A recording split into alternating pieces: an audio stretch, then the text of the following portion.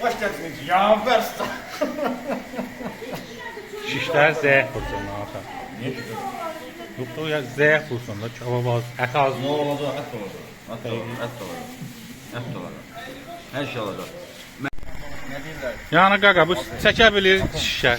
Hələ örgəndir. Biləm. Mənim köməkdimdir. Təzə götürmür. Bəli, Hələ örgəndir. bəli. Yavaş yavaş. Zəifdir, zəif. Belə bir.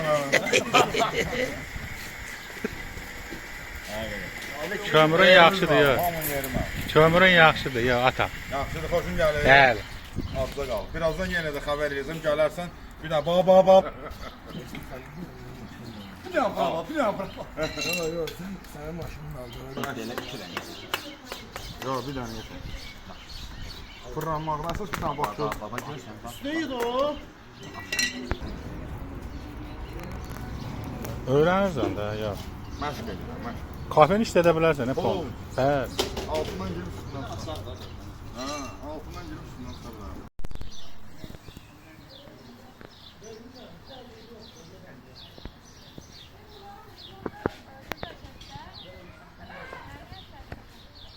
Kəmiyə.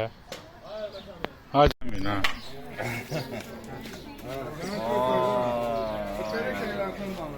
Çək də bunu da. Bu da sensin let's talking English.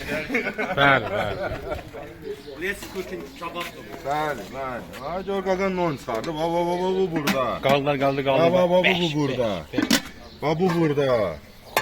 Elə oğlanlardan danışır. Bizim adımızı deyirlər. YouTube-da çək bizim adımızı. YouTube-da. Bəli. Səsləndir. Həmişə belə xeyir işlərdə. Əla. Gözəllikdir də. Şuna bax, adam gözün çıxardı, ha? Gözün çıxardı söz. Sen niye video çekmeye başladın da buram? Ya belə. Tüstü verək. Mustafa, tüstü ver. Kahvələt. Qazanın qapağına. Gəl. Bəh. Yine kızartma fazla. Gətirəcəm. Momentdə çəkməli. Buna diş lazım deyil, özü əriyib gedəcək. Bəli, bir də ağzımın yolunu göstərsən çıxarır. Qəşəng. Kaldı geçsin.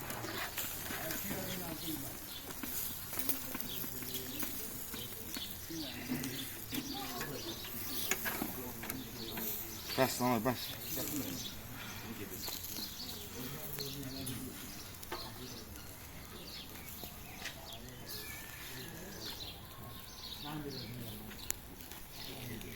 Bax iş paltarına gəlmişəm. Ondan da. Maşallah. Yox, sənətkarsan da. Bayaqdan bir Sənətkar iş görür. vurgulamırsan məni. Sənətkar Ayrıca iş mənə görür, konkret. Bəli. Kebaba bax, vay.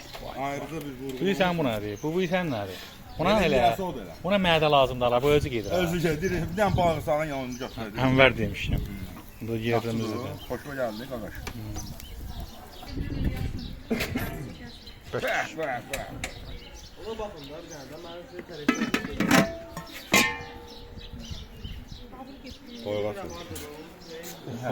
Oradan ders getirmem.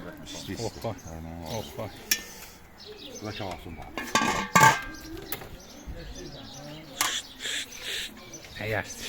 İstəmə.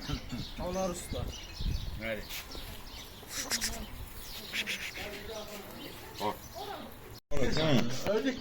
Al gəl ağa.